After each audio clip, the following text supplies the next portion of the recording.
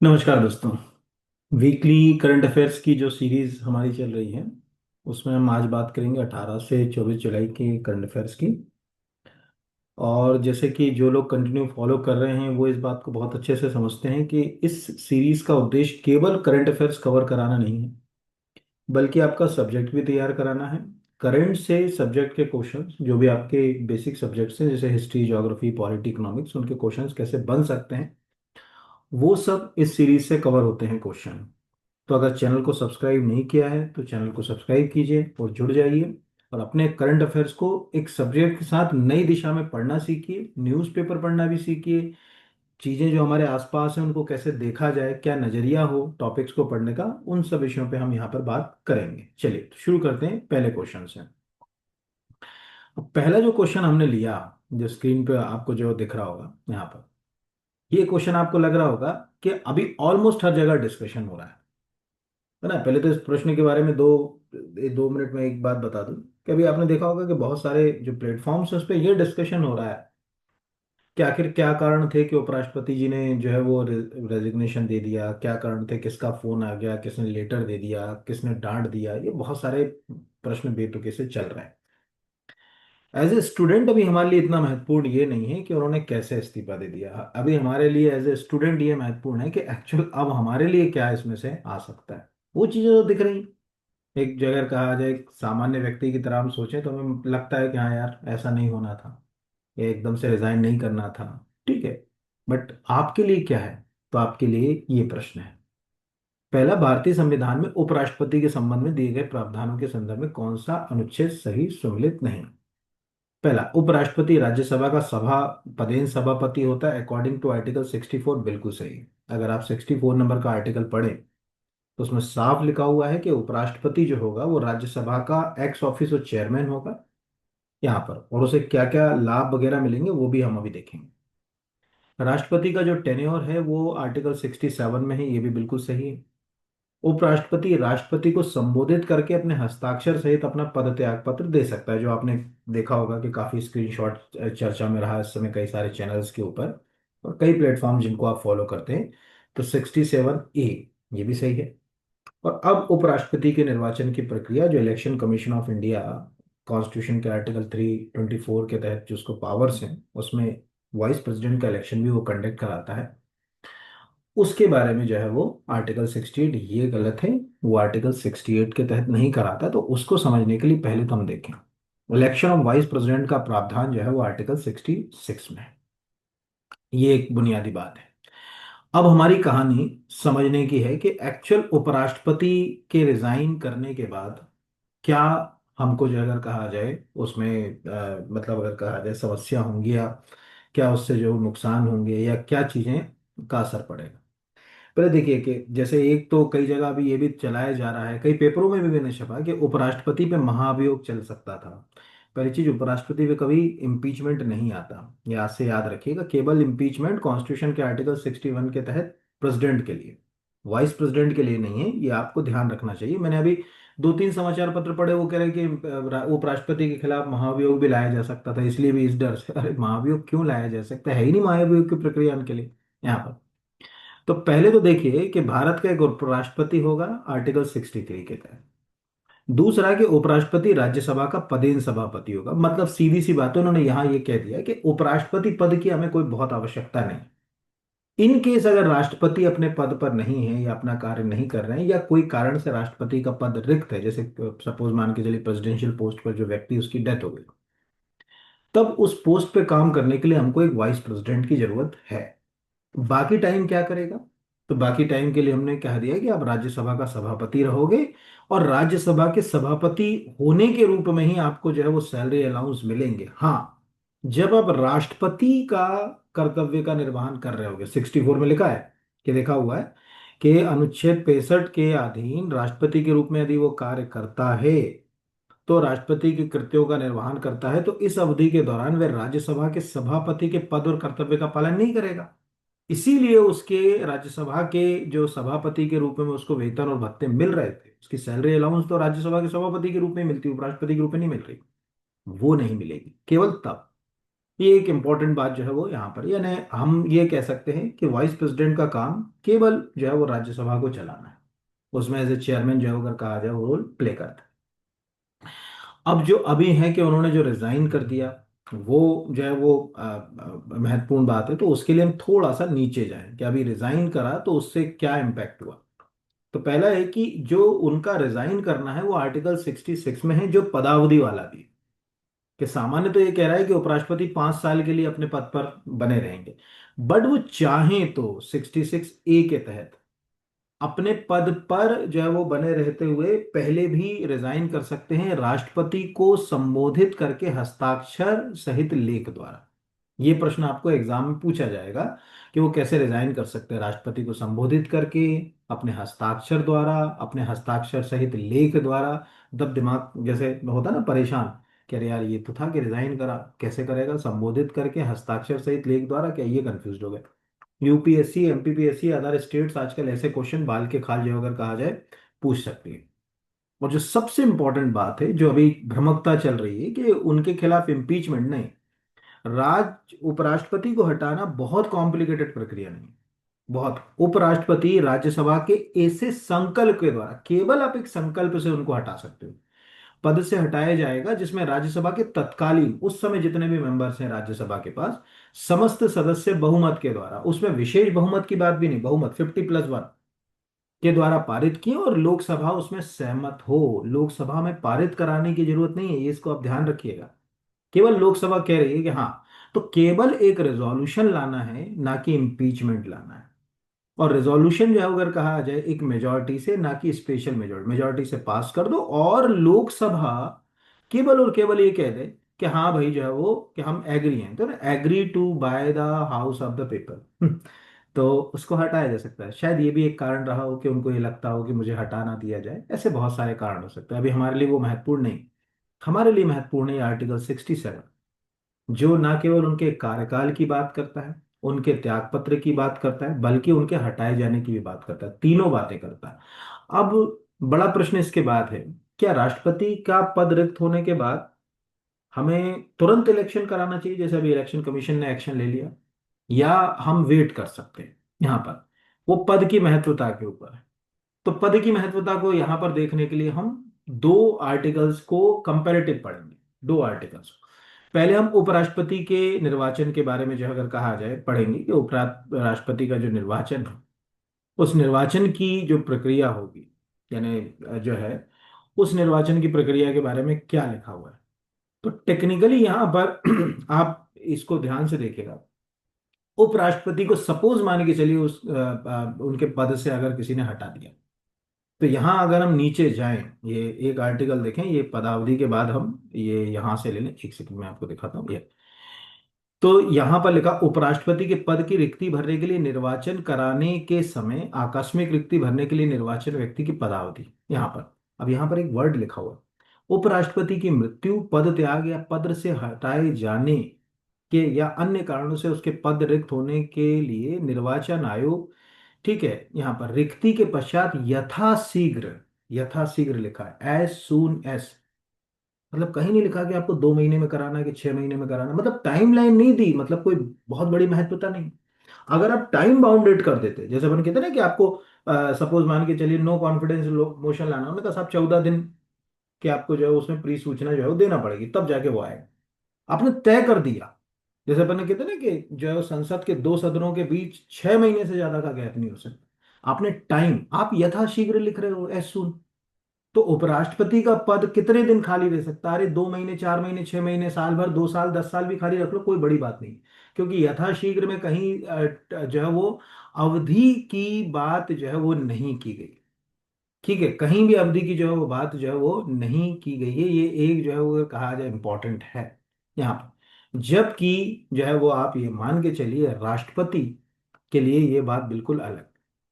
ठीक है, कभी भी राष्ट्रपति की जब मृत्यु होती है तो हमको 6 महीने के अंदर जो है वो अगर कहा जाए किसी भी स्थिति के अंदर उसको पूरी प्रक्रिया को जो है वो फुलफिल करके जो है वो उसको करना पड़ता है। और राष्ट्रपति का पद खाली होते से ही उपराष्ट्रपति उस पद को ग्रहण कर लेते हैं। और उपराष्ट्रपति अगर नहीं है, सपोज मान के चलो आज राष्ट्रपति के पद पे हमको राष्ट्रपति के स्थान पर किसी की जरूरत है, तो सुप्रीम कोर्ट के चीफ जस्टिस हमारे पास हैं। इस प्रकार से अब आपके सामने चार पांच बातें हैं जो मुझे लगता है कि आपको एग्जाम में पूछी जा सकती हैं। कि राष्ट्रपति और उपराष्ट्रपति में कैसे बताओगे कि भाई जो राष्ट्रपति का जो पद है वो कितना महत्वपूर्ण है। तो आपने ये समझा दिया है कि हाँ भाई राष्ट्रपति का पद इसलिए महत्वपूर्ण है कि उसको आप खाली नहीं रख सकते। यहाँ पर राष्ट्रपति के खिलाफ महाभियोग की प्रक्रिया का प्रावधान है, उपराष्ट्रपति के खिलाफ इस तरह की महाभियोग प्रक्रिया का कोई प्रावधान नहीं है। केवल और केवल जो अगर कहा जाए रेजोल्यूशन का जो है वो प्रावधान है। ये क्वेश्चन आपको आएंगे तो मैं आपसे रिक्वेस्ट करता हूँ कि आप जहां भी जैसे भी अगर कहा जाए कि आप पढ़ रहे हैं तो आप अगर उसको पढ़ रहे हैं तो इस बात का जो है वो ध्यान रखें कि छोटे छोटे क्वेश्चंस जो हैं वो एग्जाम में जो पूछे जा रहे हैं वो ऐसे ही पूछे जा रहे हैं कोई भी। तो कुछ आर्टिकल्स जो मैंने आपको बताए फिर भी मैं एक बार बता देता हूँ जो इम्पोर्टेंट आर्टिकल्स हैं। एक तो राष्ट्रपति की महाभियोग याद रखिएगा क्योंकि अभी कंपैरेटिव स्टडी में आ जाता है तो आपको आर्टिकल 61 किसी एग्जाम में पूछा जा सकता है कि राष्ट्रपति के महाभियोग का प्रावधान संविधान के किस अनुच्छेद में अभी न्यूज के हिसाब से। दूसरा भारत के उपराष्ट्रपति के लिए 63 नंबर का आर्टिकल 64 सैलरी अलाउंस सब जगह कहा जाए उनको राज्यसभा के सभापति के रूप में मिलेंगे। ये आप याद रखिएगा उसके लिए कॉन्स्टिट्यूशन के आर्टिकल 97 में जो अगर कहा जाए कि प्रावधान है राज्यसभा के सभापति का तो वहीं जो है ये भी आपसे पूछा जा सकता है क्योंकि आपने तो लाइन याद कर रखी है 60 65 वाली लाइन एग्जाम में। आपका दिमाग ही नहीं चला कि वो जो है वो अगर कहा जाए उधर जो सैलरी अलाउंस ले रहा है 97 आर्टिकल में क्योंकि वहां तो सभापति उपसभापति तो लगा ना सभापति उपसभापति अध्यक्ष उपाध्यक्ष के वेतन भत्ते ये वहां पर है। तो वो ऐसे उपराष्ट्रपति के रूप में ले ये यूनिक क्वेश्चन है। तो पहला क्वेश्चन आप में से ज्यादातर को लगता है करंट अफेयर्स का नहीं करंट अफेयर्स का नहीं ये क्वेश्चन एग्जैक्टली आपका सब्जेक्ट का तैयार हो। दूसरा क्वेश्चन भी कुछ इससे मिलता जुलता है। अभी हाल ही में ये न्यूज में चल रहा है बुजुर्ग माता पिता को मानसिक प्रताड़ना देना उनकी उपेक्षा करना जनरल संपत्ति हड़पने की कोशिश करना संविधान के किस अनुच्छेद का उल्लंघन है तो आर्टिकल 21। ये आप याद रखिएगा न्यूज आपको दिख रही होगी बुजुर्ग माता पिता को प्रताड़ना अनुच्छेद 21 का उल्लंघन हरियाणा मानव अधिकार आयोग का फैसला अभी अब इसको समझ लीजिए। देखो आर्टिकल 21 अगर हम इंडियन कॉन्स्टिट्यूशन में जाएं जो सिंपल वे में कहा जाए कि प्राण एवं दैहिक स्वतंत्रता का अधिकार ये इतना विस्तृत है कि एक समुद्र की तरह विस्तृत आर्टिकल है। आप हर एक जगह इस आर्टिकल को डायरेक्ट इनडायरेक्ट फिट कर सकते हो। सपोज अभी बाढ़ आ रही है किसी जगह और बाढ़ में आपका घर किसी टापू के ऊपर है और अकेले आप फंसे हुए हो। सरकार की जिम्मेदारी है आपको वहां से निकालना। क्यों? क्योंकि प्राण एवं दैहिक स्वतंत्रता का अधिकार मानव अधिकार है जो आपको कॉन्स्टिट्यूशन ने एज ए फंडामेंटल राइट दिया। तो उस बाढ़ से आपकी प्राण और देह की स्वतंत्रता जो है वो बाधित हो रही तो आपको राइट है। अगर मान के चलिए सरकार तक सूचना पहुंचती है तो वो आप पे एहसान नहीं कर रही उसका दायित्व बनता है। आप रोड चल रहे हो और रोड पे अगर गाड़ गड्ढा है कोई और उस गड्ढे में अगर मान के चलिए बारिश के सीजन से बता रहा हूँ प्राणायाम दैहिक स्वतंत्रता की व्याख्या। एक रोड पे बहुत बड़ा गड्ढा और गड्ढे में अचानक आपकी गाड़ी पलट जाए और किसी व्यक्ति की मृत्यु हो जाए तो एक्चुअल आर्टिकल 21 का भी उल्लंघन है क्योंकि ये दायित्व सरकार का था कि वो अपने रोडों को इस तरह से दुरुस्त रखे कि किसी व्यक्ति की प्राण और देह की स्वतंत्रता का हनन ना। तो आज आपने देखा होगा ना कई बार हम कोर्ट में जाते हैं कहते हैं कि साहब ये पटाखे फोड़ने से पर्यावरण प्रदूषण होता है आर्टिकल 21 सही है भाई प्राण एवं देह की स्वतंत्रता का उल्लंघन हो रहा है किसी को लग रहा जा सकता है। आज अगर कहा जाए कोई स्त्री या पुरुष चाहते हैं कि वो अपने अपने अनुरूप अपने जीवन साथी का चयन करें वो भी आर्टिकल 20 जो अगर कहा जाए वन के तहत प्राण एवं देह की स्वतंत्रता का अधिकार। तो आज अगर मुझे कोई भी ऐसी सुविधा सरकार दे रही है जो मेरी प्राण एवं देह की स्वतंत्रता के लिए आवश्यक है जैसे कोविड पीरियड में सरकार ने एहसान नहीं किया हमारे ऊपर कि हमको वैक्सीन दिया वैक्सीन हमारे प्राण एवं देह की स्वतंत्रता का अधिकार है। उससे हमारे हमको शारीरिक रूप से नुकसान हो सकता है। इसीलिए आपको याद होगा कि जब कॉन्स्टिट्यूशनल फ्रेम के ऊपर केशवानंद भारती केस में सुप्रीम कोर्ट ने अपना वर्डिक्ट दिया था यानी संविधान के ढांचे का उसमें उन्होंने कहा था कि जो संविधान का मूल ढांचा है इसकी व्याख्या लगातार होती रहेगी ये व्याख्या ही है। तो आपसे कोई पूछे कि संविधान के मूल ढांचे की व्याख्या क्या आप उसको रख सकते हो किसी क्राइटेरिया में आंसर इज नो। ये day to day in future ये व्याख्या बढ़ती जाएगी। आज आपको इंटरनेट की भी जरूरत है वो भी प्राण एवं देह स्वतंत्रता की जरूरत है अन इन फ्यूचर आने वाले समय में सभी सूचनाओं के लिए हम इंटरनेट पर निर्भर हैं। मुझे ये लगता है कि आप ज्यादा से ज्यादा 5 साल देखिएगा आपको इंटरनेट फ्री मिलने लगेगा। सरकार की जिम्मेदारी बन जाएगी। केरल स्टेट तो करने ही लगा इसके ऊपर काम उसका खुद का इंटरनेट सर्विसेज के लिए उसने लाइसेंस ले लिया। सरकार की जिम्मेदारी अब मेरे पास नहीं है साहब इंटरनेट के लिए पैसा बट सूचनाएं तो मुझे इंटरनेट से मिलेंगी कि मेरे घर के बाहर बाढ़ आ रही है तो सरकार मुझे उपलब्ध कराए। जैसे आज रेडियो टेलीविजन जैसी सुविधाएं हमें निशुल्क उपलब्ध कराई जा रही हैं, वैसे तो ये याद रखिएगा, जब भी आपको जीवन में आर्टिकल 21 की व्याख्या लिखने का मूड हो तो आप ऐसे सब चीजों को लिखें, जितनी भी अगर कहा जाए, आंख बंद करके सोचिए कि अगर ये चीज मुझे ना मिली तो इससे मुझे क्या नुकसान हो सकता, बस। तो फूड, शेल्टर, क्लॉथ सब आपके आर्टिकल 21 के दायरे में आ जाते हैं, चाहे वो खाना हो, चाहे वो आवास हो, चाहे वो आपको हेल्थ सर्विसेज हो, सब 20। इतना बड़ा, इतना विस्तृत है, यही रीजन है कि किसी भी स्थिति में इस आर्टिकल को सस्पेंड नहीं किया जा सकता, चाहे आपके देश में आपातकाल लगाओ, चाहे कुछ लगाओ, चाहे कुछ। यहाँ पर अब तो खैर आपातकाल जैसी चीजें नहीं रही यहाँ पर। ओवरऑल, हाल ही में किस देश में अशोक स्तंभ की एक प्रतिकृति का अनावरण किया? ये प्रश्न इस नजरिए से नहीं आएगा, आंसर तो उसका श्रीलंका है। प्रश्न ऐसे आएगा, ठीक है, मैंने दो तरीके से उसको प्लान करा है। एक तो मैंने बना दिया क्वेश्चन जो है वो, अगर कहा जाए तो वहां जब आप 6 महीने जाओगे तो हाल ही में तो नहीं लिखा आएगा। 6 महीने के बाद वो प्रश्नकर्ता आपसे पूछेगा वस्का डूबा, हाल ही में चर्चा में रहा वस्का डूबा, जहां अशोक स्तंभ की एक प्रतिकृति का अनावरण किया गया, किस देश में? तब हमारे सामने ये जो आ जाएगा, Sri Lanka, Cambodia, Thailand, Myanmar, actually in चारों ही देशों में बुद्धिज्म का विस्तार है। आप ये बहुत अच्छे से जानते होंगे, जब अशोक ने बौद्ध धर्म को अपनाया और अपनी धम्म नीति को फॉलो किया, तो उसने अपने पुत्र और पुत्री महेंद्र और संघमित्रा को बौद्ध धर्म के प्रचार के लिए कई देशों में जो है वो भेजा।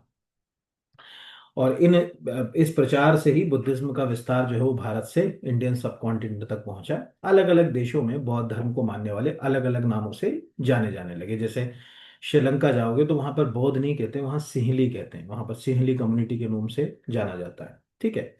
आप जापान चले जाओगे तो वहां जैन बोलते हैं, जैन मतलब वो वाला JAIN वाला जैन, ZEN, जैन। कोई पूछे जैन रिलीजन तो वो जापान में बुद्धिज्म को मानने वाले लोगों को जैन कहते हैं, जैन। आपको वो उसकी स्पेलिंग जो होगी वो ये होगी, ZEN, ये ZEN, जेड। जैन जो अगर कहा जाए ये यहाँ पर अगर आप जाओगे तो ये जैन, ये जो जैन दिख रहा होगा ना, जैन, तो ये लिखा जैन, ठीक है, महायान बुद्धिज्म, ये जो है वो बेसिक अगर कहा जाए, ऐसे बहुत सारे आर्टिकल्स आपको इंटरनेट पर जो है वो मिल जाएंगे। तो ऐसे भी जो है अगर कहा जाए, श्रीलंका में बुद्धिज्म का बड़ा विस्तार रहा, प्राचीन काल में कई शहर प्रसिद्ध हुए। वर्तमान में भी कैंडी, अनुराधापुर जैसे शहर श्रीलंका में बहुत ज्यादा चर्चित में है।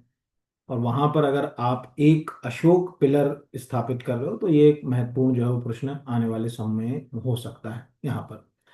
तो वास्का डूबा में सुविति जो अगर कहा जाए बिहार में, बाकी तो हमारे काम का है नहीं, इतना याद रखना। अगला प्रश्न वन लाइन फैक्ट का, इसमें ज्यादा अंदर जाने की जरूरत नहीं। हाल ही में BS अच्युतानंद का निधन हो गया, वे किस राज्य के? तो ये केरल के एक बहुत ही प्रसिद्ध जो अगर कहा जाए राजनेता थे। नीचे दिख रहा है कि प्रधानमंत्री श्री नरेंद्र मोदी ने आज केरल के पूर्व मुख्यमंत्री, एक जो क्या होता है कि कोई चीफ मिनिस्टर पूरा टेन्योर करे 5 साल का, तब वो उसके बारे में बुनियादी चीजें हमको पता होना चाहिए, खासकर अभी बिल्कुल अभी अभी के प्रश्न में। हाँ, आज अगस्त आ गया है अब, तो अगस्त, सितंबर, अक्टूबर, नवंबर तक के जो पेपर्स होंगे उनमें आपको ये प्रश्न जो है वो मिल सकता है। उसके बाद आप सोचोगे 26 में आएगा, तो नहीं आएगा। अभी के करंट के लिए जो है अगर कहा जाए ये आ सकता है। अगला क्वेश्चन भी इंपॉर्टेंट है। पुष्प फूल के उत्पादन में मध्य प्रदेश देश में किस स्थान? प्रथम, द्वितीय, तृतीय, चतुर्थ। अब इसमें इंपॉर्टेंट क्या है ये समझिए।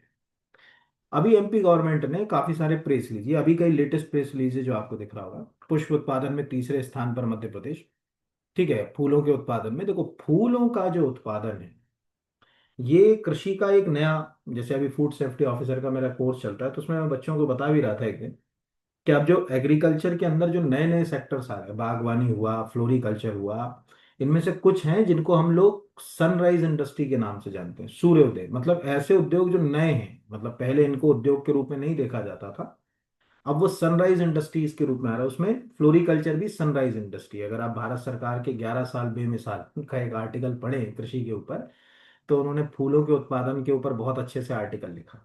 हमारे लिए काम का क्या है? हमारे लिए तीन चीजें काम की। पहला है कि मध्य प्रदेश में मुख्य रूप से कौन से फूलों की खेती हो रही है, क्योंकि उत्पादन में तीसरे नंबर पे तो खेती कर ही रहे।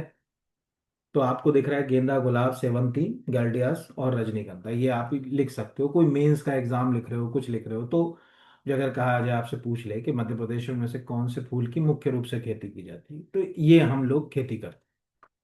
दूसरा, नीचे एक पूरा के पूरा 21 जो अगर कहा जाए जुलाई का आर्टिकल आपको दिख रहा है कि प्रदेश में किसानों का फूलों का उत्पादन के प्रति बढ़ता हुआ रुझान है।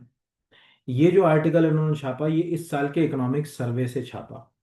तो इस आर्टिकल से आपको तीन चीजें मिलती है। नंबर वन, मध्य प्रदेश के प्रमुख फूल गेंदा, गुलाब, सेवंती, गैलडुअस और रजनीगंधा। मध्य प्रदेश में औषधीय पुष्प, ठीक है, ईसबगोल, अश्वगंधा, सफेद मूलसी, ठीक है, कौले, ये सब औषधीय जो अगर कहा जाए फसलें भी कह सकते हो, फूल भी कह सकते हो यहाँ पर। प्रदेश में सर्वाधिक उत्पादन क्षेत्र जो है वो गेंदे के फूल का है। ये भी हमारे लिए क्वेश्चन हो गया यहाँ पर। इस तरह से जो है वो उसने अलग से भी यहाँ बताया। ओवरऑल में हम तीसरे नंबर पर है। नीचे लिख रहा है कि दूसरे स्थान पर गुलाब है जिसका रकबा इतना है, तीसरे स्थान पर सेवंती है जिसका रकबा इतना है। यानी हम जो अगर कहा आ जाए कि गैलोडुलस जैसे, हाँ, आप हमेशा एक चीज याद रखिए सभी लोग, ऐसे सभी फ्लावर जैसे कोई पूछे गेंदा, गुलाब, सेवंती, आपको याद रहता है कि कैसा है, लेकिन गैलोडोलस तो आप हमेशा फोटो जरूर देख लीजिए। जैसे अगर कहा जाए गैलोडोलस फ्लावर, खाली फ्लावर हो गया।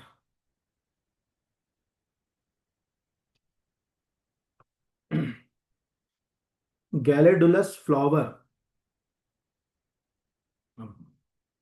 यहाँ पर, तो ये हम चले गए यहाँ से। तो आपको दिख रहा होगा, आजकल आपने देखा होगा कोई बीमार पड़ता कुछ होता तो उसमें आपने ये वाला फूल देखा होगा। अब आपके दिमाग में इमेज है कि गैलेडोलस जो है वो देखने में कैसा दिखता है, मतलब आपके दिमाग में इमेज रहेगी। तो इमेज रहना बहुत जरूरी है किसी चीज का, तब जाके कहीं हम आंसर तक जो है वो पहुंच पाते हैं, नहीं तो हम नहीं पहुंच पाते। तो एक ये भी है। तो आपसे पूछ ले, अगर इन केस के मध्य प्रदेश के कोई चार, जैसे मेंस लिख रहे हैं सपोज आप, तो मध्य प्रदेश के कोई चार जो है वो फूलों के लिखिए, या पुष्प उत्पादन, मध्य प्रदेश में पुष्प उत्पादन पर एक टिप्पणी लिखिए, सपोज मेंस में आ गया तो आपको कम से कम ये पूरा लिख देना है। ऐसे ही क्वेश्चंस आते हैं, आपको कहीं नहीं मिलेंगे, आपको यार मैं क्या लिखता उसमें मुझे तो याद ही नहीं आ रहा था, तो आपको पता चला कि यार गेंदा, गुलाब, सेवंती, गैलोडुलस, रजनीगंधा लिखता। इसके अलावा बताता कि किसका कितना रकबा है ये लिखता। तो इससे कहीं ना कहीं कोई क्वेश्चन जो है वो एग्जाम में आ जाता। अगला है, आयुष्मान कार्ड निर्माण में मध्य प्रदेश का कौन सा जिला प्रथम स्थान पर है? यानी भारत में, मध्य प्रदेश में तो नहीं कहें, भारत में। तो आंसर जो है वो अगर कहा जाए कि बालाघाट है। तो प्रदेश में आयुष्मान कार्ड निर्माण में जो है वो भारत में भी एक इम्पोर्टेंट रोल है। पर अभी हम स्टेट्स के रिजल्ट देखें तो बालाघाट, बैतूल, अब इसको क्या कर रही है सरकार, प्रमोट कर रही है। अब इसमें दो तरह से विचार हमारे सामने। आप में से अगर कोई पीएससी मेंस दिया होगा तो उसको ये अभी जो मैं बात बताऊंगा वो समझ पड़ेगा कि कैसा प्रश्न आता है। एक तो आपको दिख रहा है कि यार आयुष्मान कार्ड में हम अच्छा काम कर रहे हैं, मतलब दिख रहा है 5 लाख रुपए तक का उसमें जो है वो स्वास्थ्य बीमा आपको मिल रहा है। तो यहाँ पर आपको दिख रहा है कि बालाघाट, बैतूल, अनूपपुर लिखा है। अभी हमारे लिए इतना महत्वपूर्ण नहीं है, लेकिन अगर हम इसको ध्यान से देखें तो हमें ये बात पता होना चाहिए कि आयुष्मान कार्ड आयुष्मान भारत प्रधानमंत्री जन आरोग्य योजना का एक हिस्सा है। और ये योजना शुरू की गई थी, जो अगर कहा जाए रांची झारखंड से 2018 में, ये पहला हो गया। ठीक है, मतलब अगर कहा जाए कोई पूछे कि भाई क्या है, और इसी के तहत, क्योंकि वो आपसे पूछ सकता है कि आयुष्मान आयुष्मान कार्ड बनाया जाता है। ठीक है, आयुष्मान योजना के तहत, प्रधानमंत्री जन आरोग्य योजना के तहत आप किसी भी बड़े गवर्नमेंट हॉस्पिटल में जाएंगे तो वहां पर प्रधानमंत्री जन आरोग्य योजना के पोस्टर जो है वो लगे मिल जाएंगे। यहाँ पर आपको ये बकायदा अभी के लेटेस्ट फिगर दिख रहे हैं कि आयुष्मान भारत प्रधानमंत्री जन आरोग्य योजना, ये पूरा आर्टिकल है इसके ऊपर कि इसमें क्या चीजें होंगी, कैसे होंगी।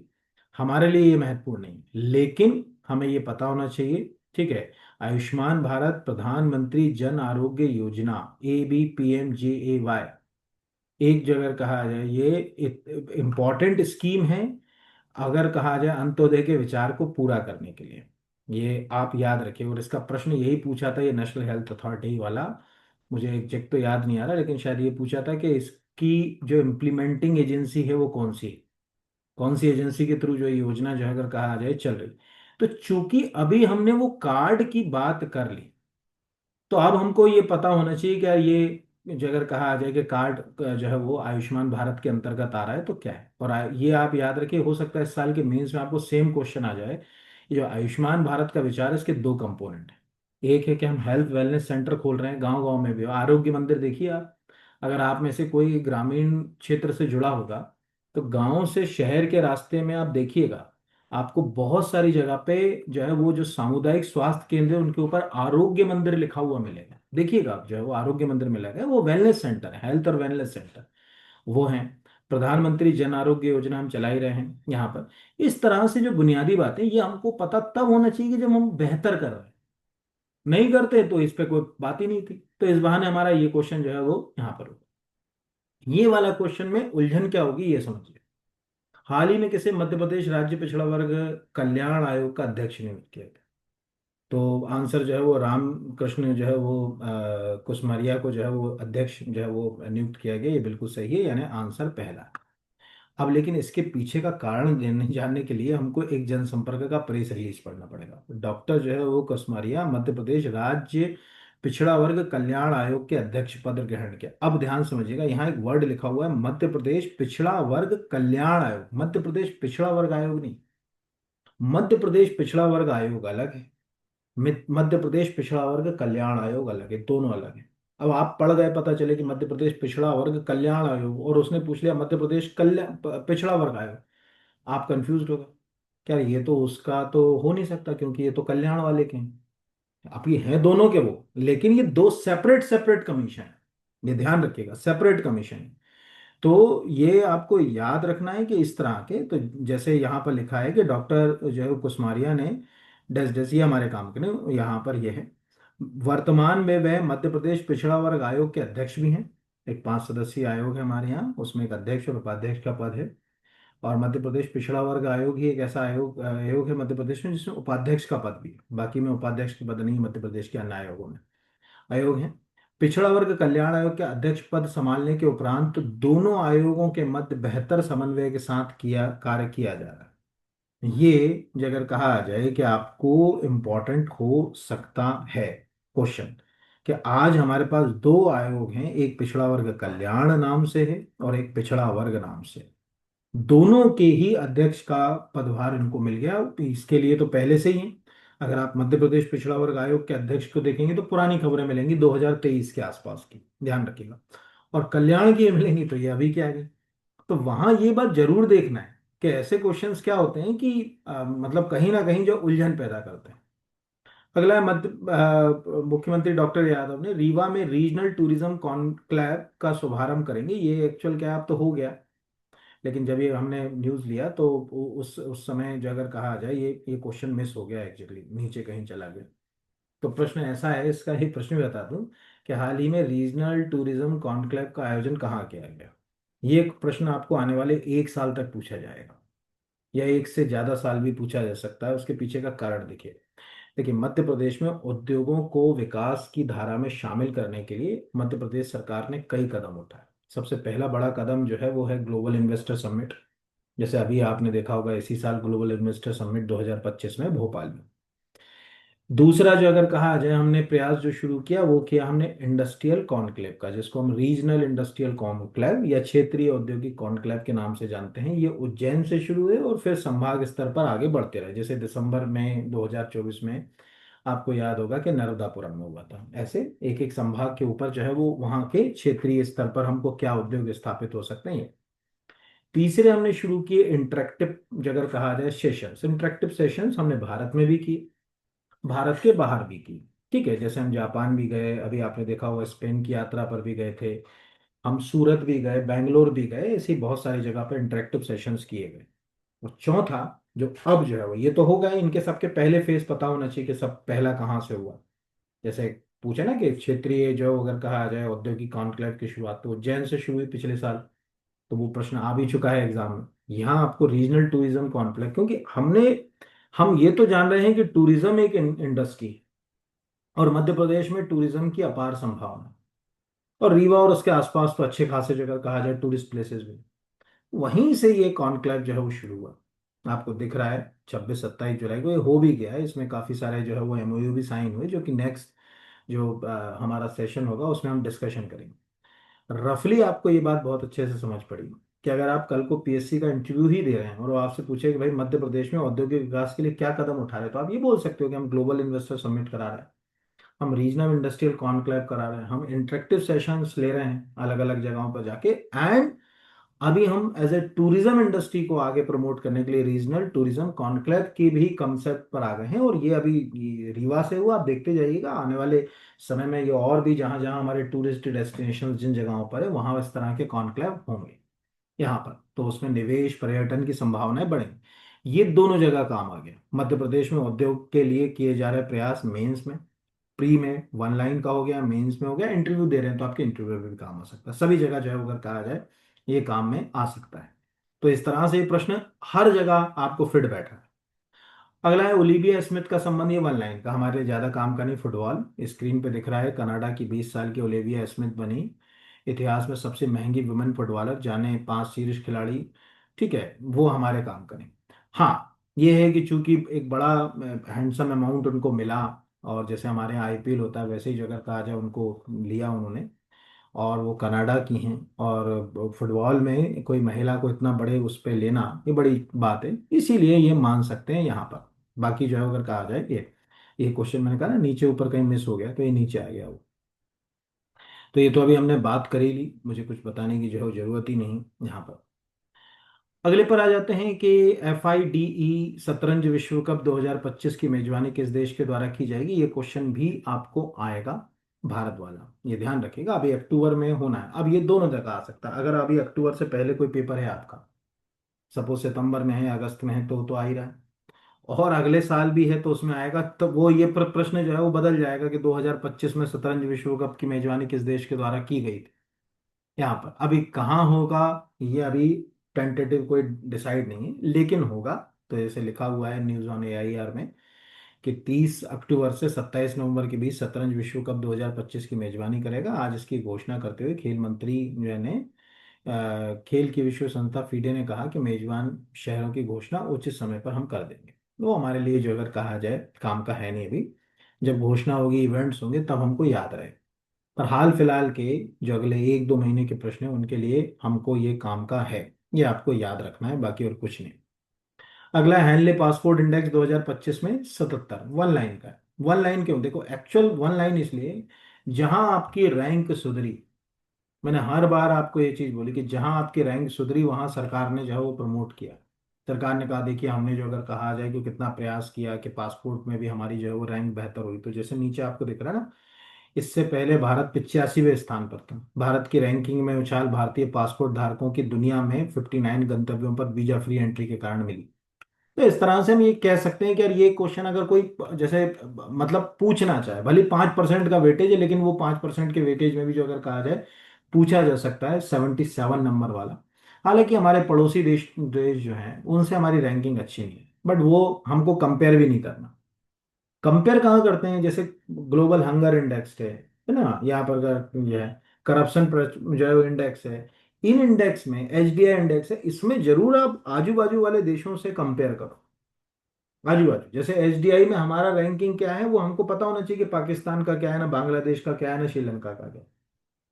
करप्शन में हमारा रैंकिंग क्या है, ठीक है। या अगर कहा जाए कि ग्लोबल हंगर इंडेक्स, वैश्विक भुखमरी सूचकांक में हम अपने पड़ोसी देशों से कहाँ आगे हैं, पीछे। तो ये पासपोर्ट वगैरह में तो आप अपनी ही रैंकिंग याद कर लो, बस बाकी को जो है वो छोड़ दो यहाँ पर। हाल ही में कौन सा राज्य पशुपालन और मुर्गी पालन को कृषि का दर्जा देने वाला पहला, अगर आप फूड सेफ्टी ऑफिसर के एग्जाम की तैयारी कर रहे हैं आपके लिए अमृत है ये क्वेश्चन। ऐसे क्वेश्चंस करंट से सब्जेक्ट में डाल देते हैं वो लोग, उनको सब्जेक्ट करंट में भी देना रहता है, सब्जेक्ट में भी। तो पेपर 1 के अंदर जो 5 यूनिट है, पता चले 5वीं यूनिट में ये करंट अफेयर्स के साथ डाल दे, तो सब्जेक्ट भी हल्का फुलफिल हो गया और करंट भी। आंसर है इसका महाराष्ट्र। देखो, पशुपालन और मुर्गी एग्रीकल्चर से जुड़े एलाइड सेक्टर है, मतलब ये कृषि से जुड़े सेक्टर हैं, और इनमें कुछ मापदंड हैं। जैसे अगर हम मध्य प्रदेश की बात करें, पहले अपन इसको समझे मध्य प्रदेश की। आप अगर Madhya Pradesh land revenue code को पढ़ें, उसमें बकायदा ये बात लिखी हुई है कि अगर आप किसी शहरी क्षेत्र से 5 किलोमीटर के दायरे से बाहर अगर कुक्कुट पालन कर रहे हैं, मुर्गी पालन कर रहे हैं, तो वो एग्रीकल्चर की डेफिनेशन में काउंट होगा। लेकिन अगर शहर के अंदर ये काम कर रहा है तो वो एग्रीकल्चर की डेफिनेशन में काउंट नहीं होगा। अगर एग्रीकल्चर की डेफिनेशन में काउंट नहीं होगा तो आप टैक्स की लाइबिलिटीज में आ जाओगे, आपको इनकम टैक्स भी देना पड़ेगा, और बाकी जो टैक्सेस हैं उसकी भी लाइबिलिटीज में आ जाओगे। तो अगर जैसे वहां उन्होंने किया, कभी भी आप Madhya Pradesh land revenue code पढ़िए, उसमें ये बात बड़े बड़े अक्षर में, इसलिए आपने कभी भी मुर्गी पालन के जो केंद्र होंगे वो शहर के अंदर नहीं देखे होंगे मोस्टली। वो आप यहाँ से गाड़ी लेके निकल जाओ हाईवे के ऊपर, हाईवे पे आपको कुक्कुट पालन के सेंटर्स दिखते हैं। उसका कारण है कि वो टैक्स रिजीम से भी उनको जो है वो अपने आप को बचाना है। तो यहाँ पर आपको दिख रहा है पशुपालन को मिला कृषि का दर्जा, देश में इस राज्य ने उठाया पहला कदम, एग्रीकल्चर स्टेशन लाइव स्टॉक जो है फार्मिंग यहाँ पर अपने को जो है दिख रहा है। तो ये दर्जा मिल गया। और सरकार के इस कदम से पशुपालन को कई फायदे होंगे, टैक्स में कमी आएगी, जो भी है। और हो सकता है कि आने वाले समय में दूसरे राज्य भी जो अगर कहा आ जाए कि इसके ऊपर जो है वो काम कर लें यहाँ, तो ये क्वेश्चन भी हमारे लिए इंपॉर्टेंट जो है वो हो सकता है यहाँ। ठीक है, चलिए अगले क्वेश्चन की ओर जो है वो बढ़ जाते हैं। चलिए अगले क्वेश्चन की ओर बढ़ते हैं। तो ये मध्य प्रदेश के संदर्भ में भी मैंने बता दिया और बाकी के भी है ना। अब हाल ही में किस देश के द्वारा मतदान की आयु 18 से घटाकर 16 कर दी, मतलब उन्होंने निर्णय ले लिया है कि अब हम 16 साल जो है वो इसके लिए जो अगर कहा जाए जो वोटिंग एज है वो करेंगे। आंसर तो आपको सबको ही मालूम होगा, आपने पढ़ा ही होगा, ब्रिटेन। तो दिख रहा है कि ब्रिटेन में अब 16 साल का व्यक्ति भी वोट दे सकेगा। अभी ब्रिटेन में 18 साल या उससे अधिक आयु के लोगों को ही वोट देने का अधिकार है। ब्रिटेन के प्रधानमंत्री ने यह ऐलान किया कि अब आम चुनाव में 16 वर्ष का जो अगर कहा जाए व्यक्ति जो है वोट दे सकेगा। अब हमारे क्या काम का, हमारे काम का है ये कि हमारे यहाँ मतलब हमने क्या प्रयास किए सर। अब आपके जितने भी अगर आपने कॉन्स्टिट्यूशन के आर्टिकल्स पढ़े होंगे अमेंडमेंट, तो आपका रिवीजन हो। अब आपका रिवीजन हुआ कि यार 61st कॉन्स्टिट्यूशन अमेंडमेंट 1988, ये ध्यान रखिएगा, अगर वो अमेंडमेंट का ईयर आता है तो 88 का ही हो, लेकिन वो इम्प्लीमेंट हुआ, लागू हुआ 89 में, है ना। तो आप वहां देख लीजिएगा कि वो प्रश्नकर्ता क्या पूछ रहा है। मतलब 66 कॉन्स्टिट्यूशनल अमेंडमेंट 1988, जो बिल नंबर जो अगर कहा जाए 129 था उस साल का, वो तो आपको नहीं पूछा जाएगा। उसके तहत हमने जो अगर कहा जाए कॉन्स्टिट्यूशन के आर्टिकल 326 में अमेंड किया, यानी यहाँ ब्रिटेन से हमें हमारा प्रश्न रिवीजन करने का मौका मिला कि संविधान के अनुच्छेद 326 के तहत जो लोकसभा और राज्य के विधानसभा, ये ध्यान रखना, सबके लिए नहीं है। आपका ये वोटिंग राइट, सोचो कि भारत में 18 साल का व्यक्ति वोट दे सकता है, तो आप राष्ट्रपति के चुनाव में वोट दे दो नहीं, राज्यसभा के में दे दो तो नहीं, तो ये यहाँ के नहीं। तो वो आप कभी भी पढ़ेंगे तो 326 में ये बात लिखी है कि आप लोकसभा और विधानसभा के लिए, उसमें जो वोटिंग राइट है हमारा, वो पहले 21 साल था, वो घटाकर हमने 18 कर दिया। ये ध्यान रखना। तो आपके तीन प्रश्न यहाँ पर तैयार हो गए। पहला कि एक रफली यहाँ पर हम एक सिंपल कीवर्ड टाइप करें, 61st कॉन्स्टिट्यूशनल अमेंडमेंट, इसको 61st करें। हम ओरिजिनल फ्रेम पर चले गए। हम यहाँ से ये कॉन्स्टिट्यूशन का ओरिजिनल फ्रेम हमने लिया गवर्नमेंट ऑफ इंडिया के पोर्टल से। तो ये लिखा हुआ है the constitution 61st amendment act 1988, यानी है 1988 का। नीचे लिखा है article 326 of the constitution provide that election to the house of the people and to the legislative assembly of every state shall be on the basis of adult suffrage, जिसको अपन वयस्क मताधिकार बोलते हैं। That is to say the person should not below the least than one, मतलब 21 year. और फिर बाद में नीचे वो लिख रहा है कि in our country some of the state government have adopt 18 year the age of election is local authority as present day of youth literacy dash dash dash. और इसी को ध्यान में रखकर हमने ये जो अगर कहा जाए इसकी वोटिंग एज घटाकर 18 कर दी। तो इस तरह से ये लिखा है, it is there for the propose to the reduce the voting age 21 to 18 year. ये ओरिजिनल आपके तीन जो अगर कहा जाए चीजें क्लियर हुई। नंबर वन, आर्टिकल कब का है, मतलब एक्ट कब का है, 88 का।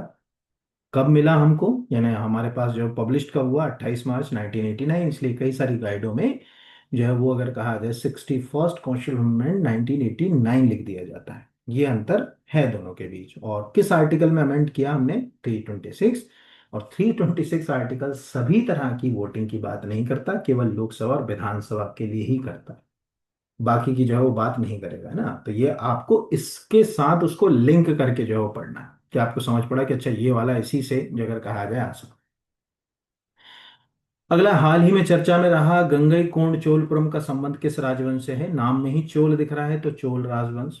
प्रश्न अच्छा आ सकता है, प्रधानमंत्री जी गए थे, लिखा है कि राजेंद्र चोल प्रथम, ठीक है, कि जो है वो आदि तिरुवत्तरलई महोत्सव के गौरवशाली विरासत के जश्न में प्रधानमंत्री और अन्य गणमान्य व्यक्ति जो है वो शामिल हुए। तो अब हमारे सामने ये बात साफ हुई कि एक तो यह है कि वहां ऊपर आपको एक वर्ड दिख रहा है यहाँ पर, प्रतिष्ठित गंगई कोंड चोलपुरम। ठीक है, एक्चुअल आपको राजेंद्र चोल के बारे में पता होना चाहिए, एक ऐसा शासक चोल डायनेस्टी का। देखो चोलों के, जब चोल एम्पायर की बात करते हैं, तो जो शुरुआती फर्स्ट सेंचुरी के आसपास जो चोल शासक थे, उनमें सबसे महान शासक हमेशा करिकाल को ही माना जाएगा। करिकाल।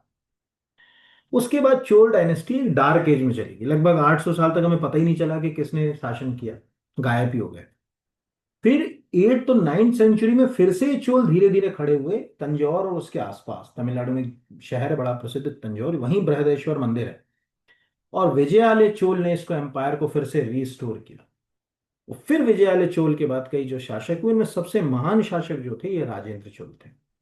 और इनके शासनकाल की खासियत थी कि इनने अपना एम्पायर श्रीलंका तक, अगर कहा जाए, और दक्षिण, जैसे लिखा ना कि विशेष उत्सव राजेंद्र चोल के दक्षिण पूर्व एशिया तक के पौराणिक समुद्री यात्रा के 1000 वर्ष पूरे होने, और प्रसिद्ध गंगई कोंड चोलपुरम, ये गंगई कोंड चोल इसलिए क्योंकि गंगा नदी के किनारे तक उसने अपना एम्पायर विस्तृत किया।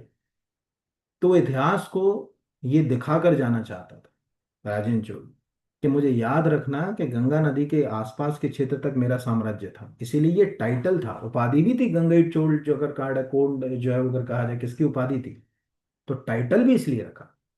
तो आपको ये पूरा एक आर्टिकल, यानी ये दिख तो करंट अफेयर्स जैसा रहा, लेकिन ये करंट अफेयर्स जैसा है नहीं। आपसे पूछेगा बृहदेश्वर मंदिर कहाँ है, तो तंजौर में, वर्ल्ड हेरिटेज है, आपको मालूम ही है कि अपने आप में भारत का सबसे प्रसिद्ध मंदिर है ये।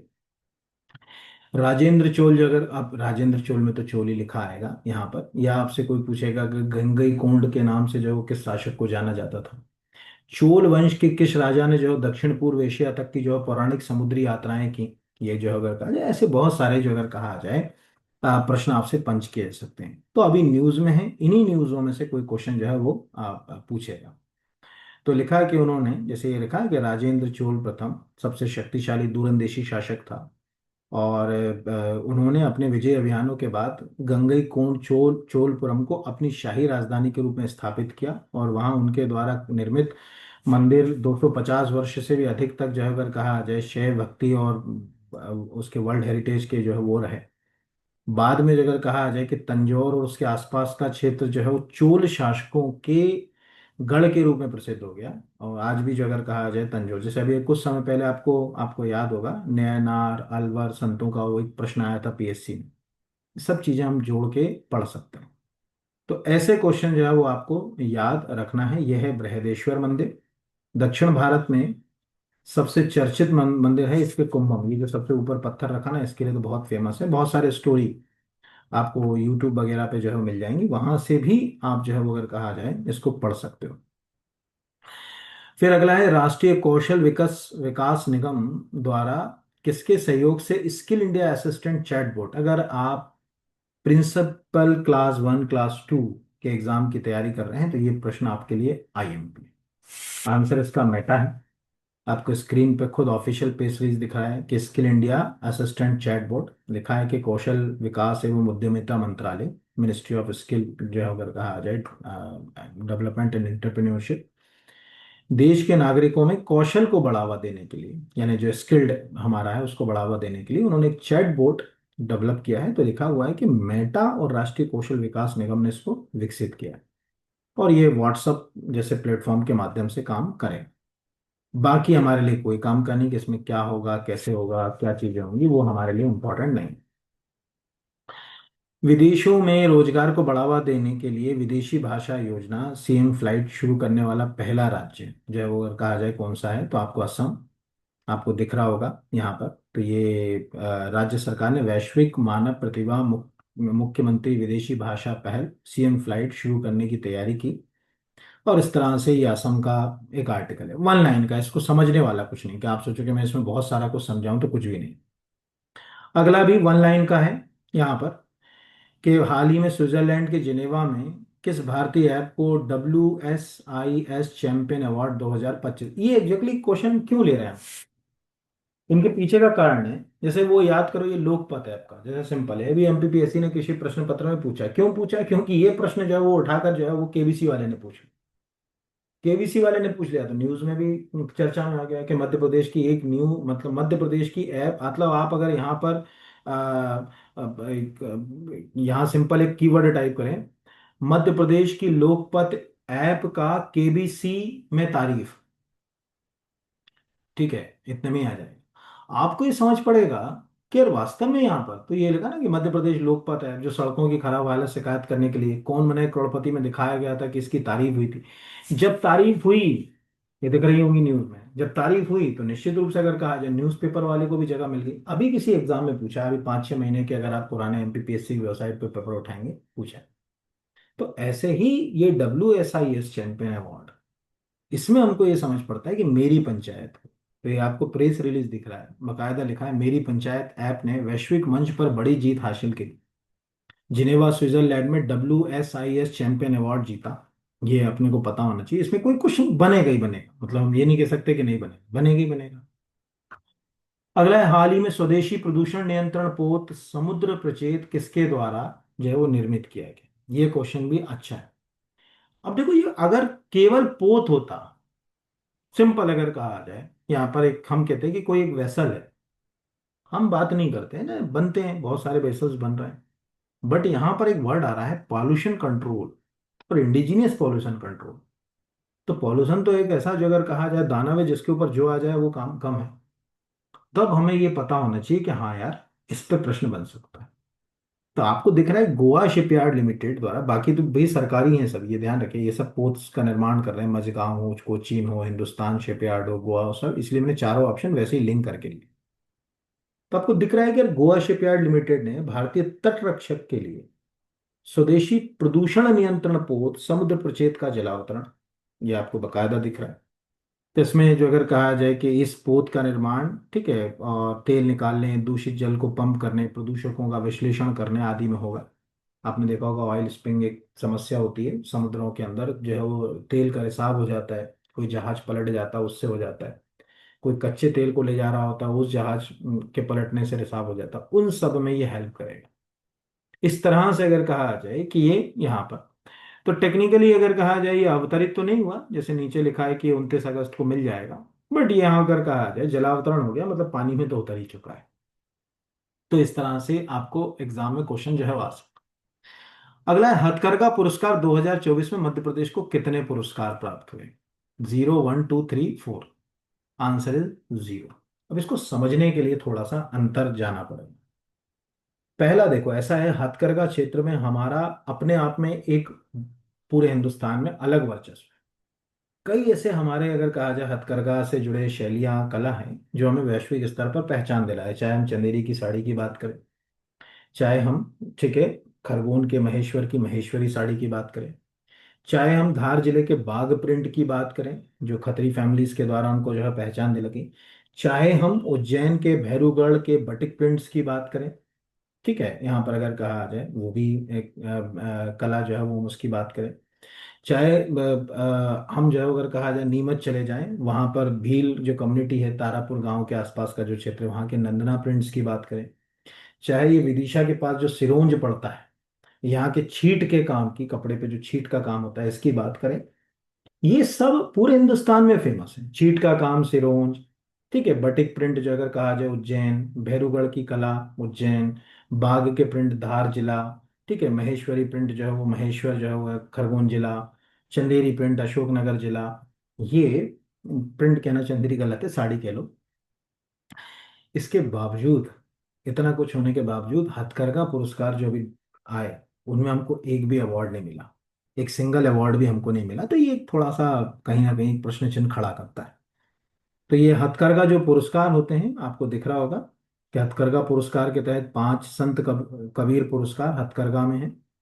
दूसरा 9 जो है वो राष्ट्रीय हथकरघा पुरस्कार सहित कुल 24 पुरस्कार विजेताओं को सम्मानित किया गया। अलग अलग कैटेगरीज में जो है वो ये पुरस्कार दिए जाते हैं। आप कोई भी हैंडलूम या इस तरह के किसी इंटरव्यू या कोई जो अगर कहा जाए टॉपिक को पढ़ रहे हैं तो वो हो सकता है कि आपको हथकरघा पुरस्कार के ऊपर कोई क्वेश्चन जो है वो पंच हो जाए। 7 अगस्त को ये पुरस्कार दिए जाएंगे, ठीक है, 11वें हथकरघा दिवस। इससे क्या सिद्ध हुआ कि 7 अगस्त आपको मालूम ही होगा कि स्वदेशी आंदोलन से जुड़ा हुआ है 7 अगस्त इतिहास में।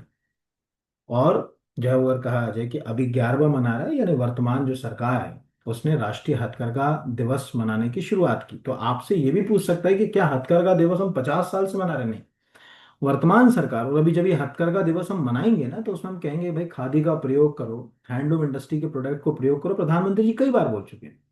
तो हमारे तीन चार क्वेश्चन रिवाइज हो रहे। संत कबीर पुरस्कार का संबंध किससे? हथकरघा से। हथकरघा दिवस कब मनाया जाता है? 7 अगस्त को। 2024 के हथकरघा पुरस्कार में मध्य प्रदेश के किस व्यक्ति को? तो किसी को मिला ही नहीं। तो वो अपना दिमाग की खर्च नहीं करना है कि किसी को मिला है यहाँ पर। तो ऐसे क्वेश्चंस एग्जाम में लिंक होते हैं, ये अपने को याद रखना। अगला मैंने पता सबको है, न्यूज़पेपर में आप हर सोमवार को जो अगर कहा जाए श्रावण के महीने की चीजों को पढ़ ही रहे हैं। लिखा है इसलिए कि कई बार ये प्रश्न आ जाते हैं कि चंद्रमौलेश्वर जो है अगर कहा जाए, भगवान चंद्रमौलेश्वर के नगर भ्रमण के लिए कौन सा शहर फेमस है? तो उज्जैन। तो बहुत सारे आर्टिकल मिलेंगे। लिखा है पालकी से भगवान श्री चंद्रमौलेश्वर। और ठीक है, हाथी पर मन महेश, दोनों ही भगवान शिव के ही रूप हैं। हाथी पर विराजित होकर जो है वो भक्तों की कुशल क्षेम लेने उज्जैन का नगर भ्रमण करें। तो मुझे याद है कि ऐसे कई बार लगता है कि स्पिरिचुअल या रिलीजियस क्वेश्चन क्या, जो अगर कहा आ जाए कि पूछता है कि मतलब नहीं, आयो बिल्कुल जो अगर कहा जाए पूछता है। आपको याद होगा कि अभी कुछ साल पहले, अब मुझे ईयर तो याद नहीं, आप खुद भी जो है वो बता सकते हैं। उज्जैन की एक यात्रा है जिसको अपन बोलते हैं पंचकोशी यात्रा। यहाँ पर मैं लिख दूंगा तो आ भी जाएगी यहाँ पर। पंचकोशी यात्रा उज्जैन, इसका प्रश्न पूछा था कि मध्य प्रदेश के किस शहर में जो अगर कहा जाए पंचकोशी यात्रा जो है वो होती है। आप पुराना पीएससी का पेपर कोई देखेगा तो आएगा। तो लिखा ना कि हर साल पंचकोशी यात्रा उज्जैन में होती है, जिसका बड़ा धार्मिक महत्व है। इस धार्मिक यात्रा में हिस्सा लेने के लिए महाकाल की नगरी में हजारों लोग आते हैं। और डेस डेस डेस डेस, बाकी तो हमारे लिए कोई काम का जो है वो है नहीं। तो अब हमारे दिमाग में ये बात निकल कर आई कि कुछ चीजें ऐसी हैं जो हमारे आसपास चल रही है, जैसे भगवान चंद्रमौलेश्वर जो है वो, अब नाम से वहाँ लिंक तो कर लोगे एग्जाम, लेकिन याद होना चाहिए कि अच्छा उज्जैन फेमस है। यहाँ पर ऐसे क्वेश्चन जो है वो आपको पूछे जाते हैं।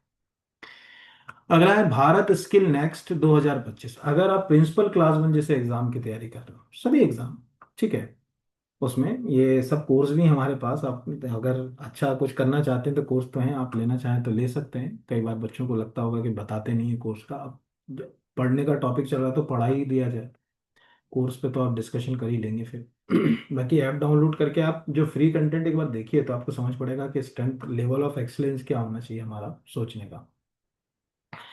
तो भारत स्किल नेक्स्ट 2025 का आयोजन कहाँ किया गया? हैदराबाद, पुणे, नई दिल्ली, इंदौर। आंसर है इसका नई दिल्ली। अब ये क्यों इंपॉर्टेंट है? पहले तो स्क्रीन पर दिख रहा है भारत स्किल नेक्स्ट 2025, 22 जुलाई को हुआ। क्यों है? नीचे दिख रहा है India celebrate 10 year of skill India mission. यानी हमारे दिमाग में ये क्रिस्टल क्लीन हो गया कि स्किल इंडिया मिशन की शुरुआत आज से 10 साल पहले होगी, यानी 10 साल स्किल इंडिया मिशन को हो गए। तो हो सकता है कि आपको यही जो है प्रश्न कर दे कि स्किल इंडिया मिशन जो अगर कहा आ जाए, क्योंकि इंडिया में आपने देखा होगा जितने आप अगर शहरों में रह रहे हैं तो ऐसे बहुत सारे होर्डिंग पोस्टर्स आपने देखे होंगे जो स्किल इंडिया मिशन की बात करते हैं। 2015 में भारत सरकार ने ये स्किल इंडिया मिशन जो है वो इंट्रोड्यूस किया था, बहुत फेमस है, काफी चर्चित भी। क्योंकि प्रधानमंत्री मतलब अगर कहा जाए यानी इस स्किल इंडिया मिशन के तहत जो मतलब इसके फेसेस चल रहे हैं, वो 4 फेसेस अब तक जो है वो हो चुके हैं। ठीक है, यहाँ पर अगर कहा जाए उसमें 4 फेसेस में ये काम जो है वो कर चुका है।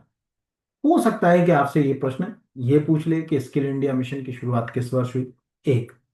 या हो सकता है कि आपसे ये प्रश्न पूछ ले कि भारत जो है वो स्किल नेक्स्ट जो है वो अगर कहा जाए कहाँ आयोजित हुआ, तो नई दिल्ली में हुआ। ये दोनों ही जो आपको दिख रहा है, ये भारत मंडपम नई दिल्ली में आयोजित हुआ, ये भी पूछ सकता है। अगला क्वेश्चन जो है वो एक इम्पॉर्टेंट है। हाल ही में दुर्घटना के कारण चर्चा में रहा एंटोनोव AN-24 विमान किस देश का है? Most IMP question. एक तो ये रूस चीन की सीमा पे जो है अगर कहा जाए क्रैश हुआ, रूस का है। ये मैं क्यों बोल रहा हूँ? क्योंकि आप सोचिए एक विमान क्रैश होता है और उस विमान के ऊपर हमारे पीआईबी का भी प्रेस रिलीज है, प्रधानमंत्री जी ने भी शोक व्यक्त किया। तो यहाँ लिखा है रूस का 50 साल पुराना विमान दुर्घटनाग्रस्त। एयरलाइंस का लिखा हुआ है, अंगारा एयरलाइंस का 50 साल पुराना एंटोनोव AN-24 विमान जंगलों से पहाड़ी में टकरा गया। हादसे में सभी 43 यात्री, चालक दल के 6 सदस्य मारे गए। मृतकों में डस डस डस, ये हमारे लिए काम का नहीं है। लेकिन ये इसीलिए काम का है क्योंकि आप अगर पुराने पेपरों को एनालिसिस करें, चाहे वो एसएससी हो, यूपीएससी हो, एमपीपीएससी हो, या अदर जो भी बैंकिंग्स के भी एग्जाम होते हैं, उसमें ऐसे क्वेश्चन पूछने का एक जगह अगर कहा जाए रैंडमली क्रम जो है देखा गया, वो पूछे ही जाते रहे। क्या हाल ही में चर्चा में रहा एंटोनोव AN-24 क्या है? ठीक है, रूस में मतलब दुर्घटनाग्रस्त हुआ एंटोनोव AN-24 विमान जो है वो किस एयरलाइंस का है? अंगारा एयरलाइंस जो है का संबंध कहाँ से? ऐसे बहुत सारे जो है अगर कहा जाए आपसे पूछे जा सकते हैं। मतलब अब वो डिपेंड करता है कि क्या पूछे। हाँ, जो अगर कहा जाए मतलब हम तुक्का लगाकर पहुंच जाएं, एक अलग बात। और बिना तुक्के के पहुंच जाए तो बिना तुक्के के लिए तो अच्छा है कि हम चीजों को जो है वो अगर कहा जाए पढ़ लें, तब जो अगर कहा जाए कि हम वहां तक पहुंच पाएंगे। बाकी नहीं तो जैसी गाड़ी चल रही वैसी गाड़ी जो अगर कहा जाए कि चलती ही रहेगी यहाँ। तो वो आपके ऊपर है कि आप उसको कैसे जो अगर कहा जाए याद रखोगे, वो आप क्या करोगे कि कैसे आपको याद रखना है। तो ये अंगारा, जैसे मुझे याद है कि अगर मान के चलो मैं आपकी जगह पेपर दे रहा होता और मुझसे कोई पूछता कि अंगारा एयरलाइंस का संबंध कहाँ से, तो एक तो मुझे मालूम है कि अंगारा नाम की एक नदी बहती है रूस में। दूसरा, आपने ज्योग्राफी पढ़ी होगी तो आपको याद होगा कि जब ये गोंडवाना लैंड, मतलब अगर कहा जाए कि हमारे यहाँ का जो पेंजिया है वो जब टूटना शुरू हुआ, तो जो अगर कहा जाए कॉन्टिनेंटल ड्रिफ्ट जिसको कहा जाता है, महाद्वीपीय विस्थापन का सिद्धांत, तो उसमें एक हिस्सा हो गया अंगारा लैंड जिसको यूरेशिया भी कहा जाता था, और एक हो गया गोंडवाना लैंड। वहां से भी लिंक लगाता मैं अगर दे रहा होता मतलब, तो यहाँ पर बाकी आप अपने स्तर पर सोचेंगे कि क्या है। अगला है, हाल ही में चर्चा में रही सुहानी शाह का संबंध किस क्षेत्र से है? तो जादूगरी, इसमें कोई ज्यादा बड़ा प्रश्न नहीं आएगा। सुहानी शाह जिन्होंने जादू की दुनिया का ऑस्कर जो है अगर कहा जाए कहा जाने वाला अवार्ड जीता, इटली में आयोजित world championship of the magic में भारत की जानी मानी मेंटलिस्ट और मैजिशियन सुहानी शाह को बेस्ट मैजिक, ठीक है, क्रिएटर का अवार्ड मिला। कोई वन लाइन का क्वेश्चन पूछना चाहे तो पूछ सकता है, बाकी तो बड़ा क्वेश्चन जो है वो मुझे नहीं लगता कि इसमें कोई पूछेगा। नियोम्बियो सेफ्टी इंडेक्स 2025 में भारत का कौन सा स्थान रहा? ये भी वन लाइन में कोई पूछना चाहे, नियोम्बियो जो है वो सेफ्टी इंडेक्स में जो है वो आपको दिख रहा होगा कि 147 देशों में 66वां स्थान हासिल किया, जो आमतौर पर सुरक्षित माने जाने वाले देश ब्रिटेन, ठीक है, और आदि के आसपास, मतलब उन्हीं के आसपास, बहुत ज्यादा अंतर नहीं। तो ये वन लाइन वाले हैं। आप ये इसलिए मैं देखो ज्यादा अंदर इसमें नहीं जाता, ऑलरेडी आप खुद भी करंट अफेयर्स पढ़ रहे हैं, है ना। और मुझे ये भी मालूम है कि आप बहुत सारी वेबसाइट और बहुत सारा कंटेंट और बहुत सारा यूट्यूब पे बड़े चैनल उसको फॉलो भी करते हैं। तो जो चीज़ें वहां से आपको मिल रही वो तो हैं। जो अप्रोच मैं अपनी तरफ से दे सकता हूँ कि भाई इसमें नया क्या है, कोई पॉलिटी का है, हिस्ट्री का, ज्योग्राफी का, वो मैं पढ़ा रहा हूँ। बाकी तो आप कर ही रहे हो सब अपने स्तर पर। तो ये एक बेसिक सी बात है, ये हमको जो है वो याद रखना है, बाकी और कुछ याद रखने की जरूरत नहीं है। ये क्वेश्चन भी आपको इम्पोर्टेंट है और आएगा। ठीक है, हाल ही में यूनेस्को की विश्व धरोहर सूची में शामिल किए गए मराठा सैन्य परिदृश्य, मराठा मिलिट्री लैंडस्केप बोलते हैं इनको, में कितने किले शामिल? ये आप सोचिए कि आपने इसको पढ़ा कि नहीं पढ़ा। इसमें 12 फोर्ट्स हैं, मराठा फोर्ट्स। और ये अच्छा है, तो आपको दिख रहा होगा यहाँ पर, खुद गवर्नमेंट का प्रेस रिलीज पढ़ा रहा हूँ मैं आपको, कि पेरिस फ्रांस में यूनेस्को की विश्व धरोहर समिति के 47वें सत्र में भारत की जो अगर कहा जाए कि मराठा सैन्य परिदृश्यों को आधिकारिक रूप से शामिल कर लिया है। नीचे अगर हम चले जाएं तो आपको यहाँ पर ये पता चलता है, यहाँ पर कि मराठा सैन्य परिदृश्य में मराठा और तमिलनाडु स्थित किले शामिल हैं। इन 12 किलों में महाराष्ट्र में जो है वो सलहेर, शिवनेरी, लोहगढ़, खंडेरी, रायगढ़, राजगढ़, प्रतापगढ़, स्वर्णदुर्ग जैसे जो अगर कहा जाए, और तमिलनाडु का गिंगी फोर्ट। अब आपके लिए क्या इंपॉर्टेंट है? यानी एक तो है कि हो सकता है कि मतलब जे सबको जो याद रहे कि जो अगर कहा जाए कि यहाँ पर, लेकिन कितने लोगों को जो अगर कहा जाए ये याद है कि भैया तमिलनाडु में भी एक ऐसा फोर्ट है यहाँ पर, तो जो मराठों से जुड़ा हुआ है। मतलब लोग उसको दिमाग ही नहीं लगा कि अच्छा कि जो अगर कहा जाए शिवाजी महाराज का जो अगर कहा जाए कि फोर्ट जो है वो था यहाँ पर। तो अब जो अगर कहा जाए प्रश्नकर्ता यही पूछेगा आपसे, एग्जाम वाला, इसको जिंजी भी बोलते हैं, गिंगी भी बोलते हैं, है ना, मतलब प्रोनाउंसिएशन के ऊपर है। सरकार ने लिखा गिंगी लिखा, आप इसको जिंजी, वहाँ लोकल लोग जो है वो जिंजी फोर्ट के नाम से भी जानते हैं, तो ऐसा कुछ जो अगर कहा जाए गलत नहीं। ये तमिलनाडु के अंदर है, और इस किले के ऊपर, ये किला एग्जैक्टली शिवाजी महाराज ने बनाया नहीं पूरी तरीके से, ध्यान रखें, ये किला एग्जैक्टली क्या है, मराठों के कंट्रोल में आया है। इसके पहले कई सारे जैसे चोल एम्पायर, विजयनगर एम्पायर, इनने भी जो अगर कहा जाए इस पूरे क्षेत्र को नियंत्रित किया और अपग्रेड करते रहे। तो अपग्रेड कर रहे हैं जो अगर कहा जाए कि तो ये प्रसिद्ध हो गए। और ब्रिटिशर जो अंग्रेज है ना, ये भी इस किले से डरते थे। ट्रॉय ऑफ द ईस्ट के नाम से इसको जाना जाता था। मतलब कोई पूछेगा ट्रॉय ऑफ द ईस्ट किस किले को कहा जाता है दुनिया में, यूपीएससी लेवल का क्वेश्चन दे रहा हूँ। आप कहीं जो अगर कहा जाए, यहाँ टाइप करो Troy of the east. Troy type हो गया, ठीक है, इतने में आ जाएगा। तो ये यहाँ पर आपको दिख रहा होगा the face Troy of the east, यहाँ पर दिख रहा है, पहली लाइन में आंसर लिखा हुआ। तो ऐसी बहुत सारी चीजें जो अगर कहा जाए कि हमारे सामने जो है वो एग्जाम्स में रहती हैं। और ऐसे जो अगर कहा जाए कि ट्रॉय आपको मालूम है ना, वो कभी आप इतिहास को पढ़ते हो और साइंस के स्टूडेंट हो, ये जो ट्रॉय वर्ड, ये उसी युद्ध से है जिससे आज सबसे ज्यादा साइबर क्राइम हो रहा। वो ट्रोजन हॉर्स, आपको याद होगा ना, ट्रोजन एक घोड़ा लकड़ी का उन्होंने बनाया, उसमें सैनिकों को अंदर प्रवेश करा दिया और लोगों को लगा ये तो केवल जो अगर कहा जाए गाड़ी है, घोड़ा गाड़ी, और युद्ध में चले गए। वो ट्रोजन वॉर के समय आया। तो आज भी ऐसे बहुत सारे वायरस हैं जो गुपचुप तरीके से हमारे ऊपर अटैक करते हैं, उनको ट्रोजन वायरस के नाम से जो है जाना जाता है कंप्यूटर वायरस में। तो ये 12 किले अपने लिए इतना इंपॉर्टेंट नहीं है, लेकिन कोई एक किला ऐसा जो यार वहां से जो अगर कहा जाए अलग है। जैसे देखो यहाँ हिंदी में गए तो अपन लिखा ना जिंजी, तो मैंने कहा ना लोकल वहाँ के लोग तो तमिलनाडु की जिंजी जो अगर कहा जाए पढ़ते हैं, सरकार की वेबसाइट पे लिखा हुआ अपनी जगह। तो हमें दिख रहा है कि 11 किले महाराष्ट्र में है, एक किला जो है वो तमिलनाडु में है। ये इंपॉर्टेंट क्वेश्चन हो सकता है, आ सकता है, मुझे लगता है कि कुछ ना कुछ इसमें से क्वेश्चन बनेगा। हाल ही में अभिजात सेठ को निम्नलिखित में से किसका, तो राष्ट्रीय चिकित्सा आयोग का अध्यक्ष ये हमारे लिए काम करें, वन लाइन का है। ये लिखा हुआ है जो अगर कहा जाए centre recently appoint the Abhijit Seth the chairman of the National Medical Commission affects medical education regulatory body. अभी ये तो सबको मालूम है कि भारत में मेडिकल इंडस्ट्रीज में, यानी जितने भी हम चिकित्सा के क्षेत्र में बात करें, उसमें सबसे एपेक्स बॉडी नेशनल मेडिकल अगर कहा जाए कमीशन है। और ये वर्तमान जो सरकार है उसकी देन। पहले हमारे यहाँ नेशनल मेडिकल कमीशन नाम की कोई बॉडी नहीं थी, ये एग्जैक्टली कोविड आया तभी बनी, यानी 2020 में सरकार ने नेशनल मेडिकल कमीशन 2020 में बनाया। उसके पहले जो बॉडी थी उसमें बहुत सारी अनियमितताएं थी, जिसको अपन medical council of India MIC के नाम से जानते हैं। भारतीय चिकित्सा जो अगर कहा जाए परिषद, उसको लोग सामान्य भाषा में कहते थे। तो मेडिकल काउंसिल ऑफ इंडिया को रिप्लेस करके उसके स्थान पर जो है वो ये नई बॉडी के रूप में जो है वो लाया गया, ये हमको बस याद रखना। हाल ही में भारतीय महिला क्रिकेट टीम ने किस देश में पहली बार वनडे सीरीज जीती, ये वन लाइन का है। ठीक है, वन लाइन का क्वेश्चन है, इसमें इंग्लैंड है। बाकी हमारे लिए बहुत ज्यादा इंपॉर्टेंट नहीं, वन लाइन जो चीज वन लाइन की उसको हमको याद है। ठीक है, अगला क्वेश्चन भी जो हमारे लिए important, Indian golf premium league द्वारा निम्नलिखित में किस खिलाड़ी को अपना ब्रांड एम्बेसडर घोषित किया है।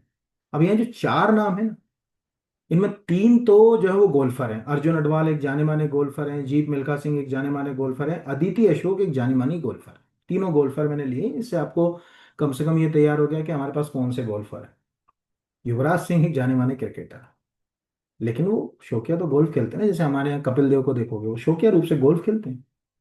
तो उस हिसाब से ये क्वेश्चन क्या होता है, उलझन पैदा क्या करते हैं कि हम उनमें से किसी गोल्फर को ढूंढना पसंद करते हैं। उन्होंने कहा यार जीत मिल्खा सिंह का नाम सुन रखा है, अदिति अशोक का नाम सुन रखा है, तो हम वहां लगा, पर है ऐसा नहीं। तो लिखा ना इंडियन गोल्फ प्रीमियम लीग, ठीक है, अगर कहा जाए on boards Yuvraj Singh as a को, ठीक है, ऑनर एंड ब्रांड एम्बेसडर। ये एक प्रश्न जो है वो अगर कहा जाए हमको प्रश्नकर्ता कोई पूछ सकता है। बाकी जो अगर कहा जाए मुझे नहीं लगता कि कोई और क्वेश्चन इसके ऊपर बने। इतने ही क्वेश्चन में से कुछ ना कुछ क्वेश्चन जो है वो आपको याद रखना है, क्या पूछेगा वो देखने वाले। फिर इसके बाद जो अगला क्वेश्चन है, जैसे यहाँ पर लिखा हाल ही में जीपी बिरला मेमोरियल अवार्ड 2025 से किसको जो है वो सम्मान। ये वन लाइन के क्वेश्चन, मतलब इसमें किसी शिक्षक की ऐसी जरूरत नहीं है कि वो बिल्कुल आपको याद ही कर। तो वी नारायण इसरो के चेयरमैन, उनको जो अगर कहा जाए इससे जो है वो सम्मानित किया गया। उनका इसरो में बड़ा कंट्रीब्यूशन है, उसके लिए इनको ये अवार्ड जो है वो दिया गया। अगला जो है वो सैन्य एवं अर्धसैनिक बलों के परिवार को मुफ्त विधि सहायता उपलब्ध कराने के लिए कौन सी योजना, सॉरी, कराने के लिए वीर परिवार सहायता योजना निम्नलिखित में से किसके द्वारा जो है वो शुरू की गई। नालसा। देखो ऐसे समझो, बहुत सिंपल सी बात है।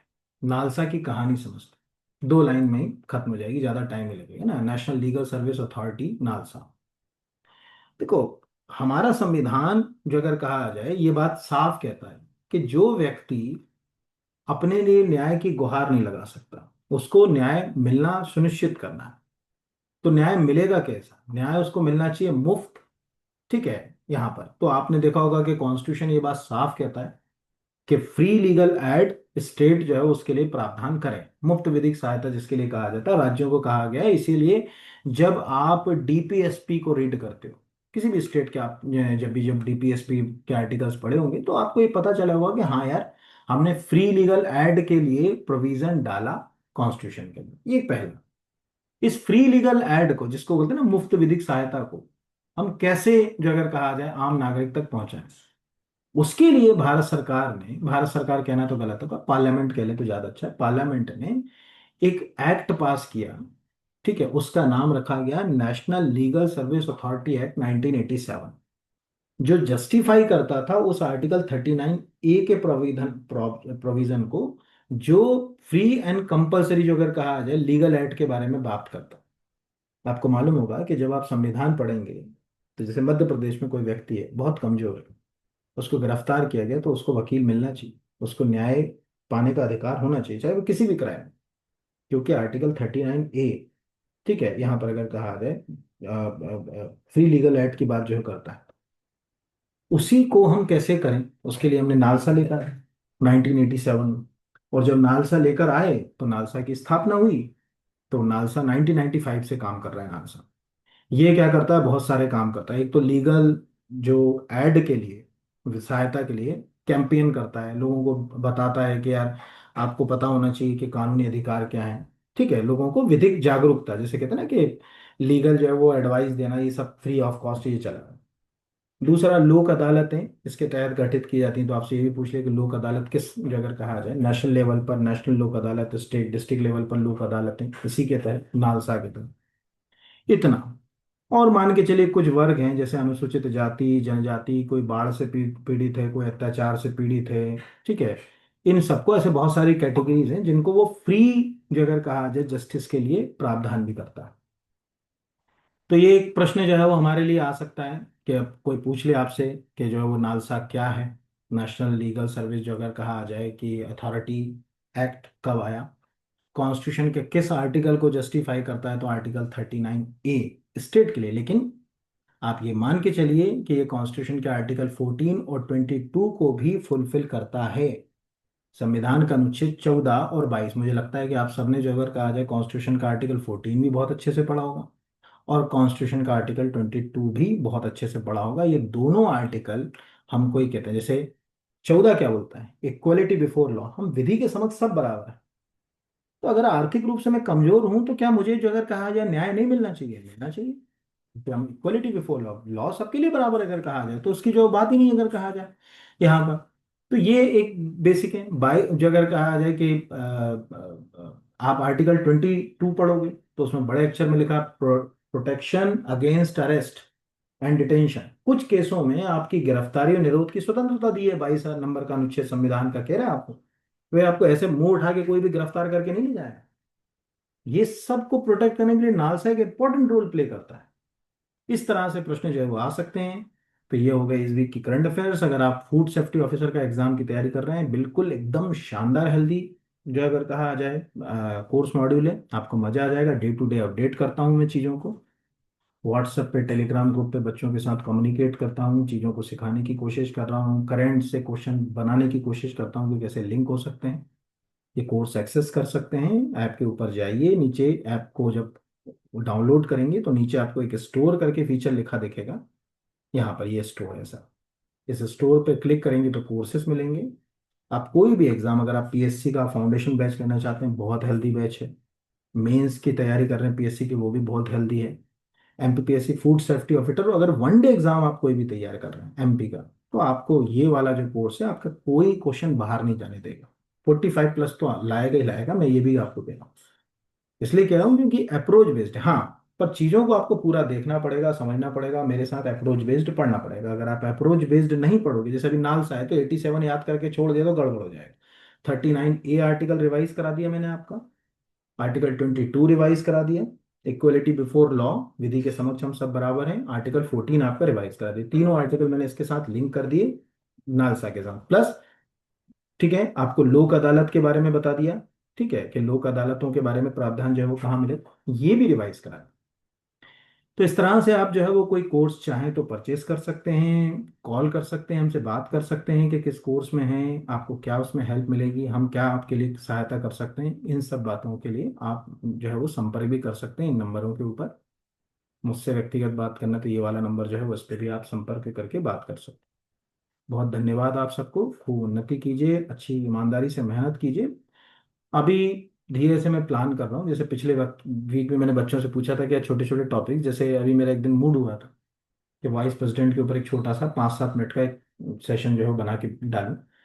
तो अभी मैं प्लान पे हूँ, और बहुत ज़्यादा ताम झाम तो नहीं कर सकता क्योंकि वो मेरे साथ संभव नहीं है, आजकल जो चल रहा है वैसा मैं कर भी नहीं पाऊंगा।